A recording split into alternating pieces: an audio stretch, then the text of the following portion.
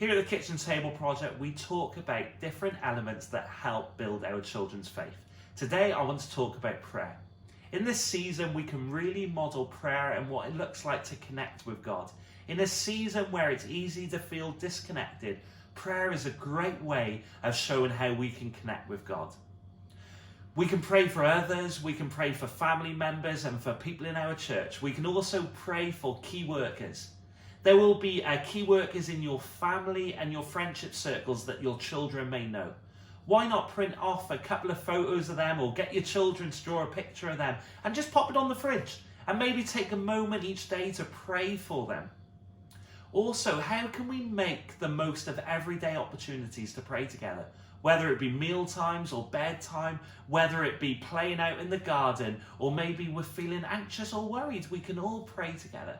Maybe it's because our child has fallen off their bike. There's a moment where we can pray together. And I'm often reminded of a story just a few months ago. I was out at prayer, my wife was at home, and we have two little children, Macy and Hudson.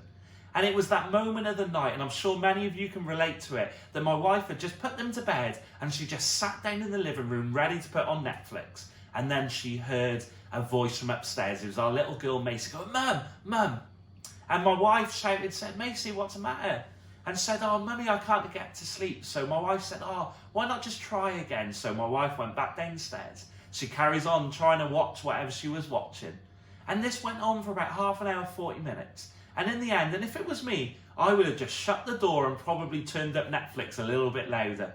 But my little girl shouted again and said, "Mum, Mum, I can't sleep." And my wife went upstairs and she sat at the bottom of the bed and said, "Macy, what's up?"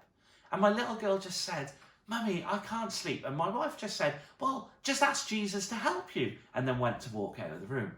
But my little girl said this, said, "Mummy, but I don't know who Jesus is." The thing is, our little girl Macy was in church when she was 2 days old. She's been to goodness knows how many prayer meetings. But at that moment, she was like, "I don't know who Jesus is." So my wife went back into the room, sat at the bottom of the bed and took a moment to pray with her. And at the end, Macy said, "Thank you, Mummy.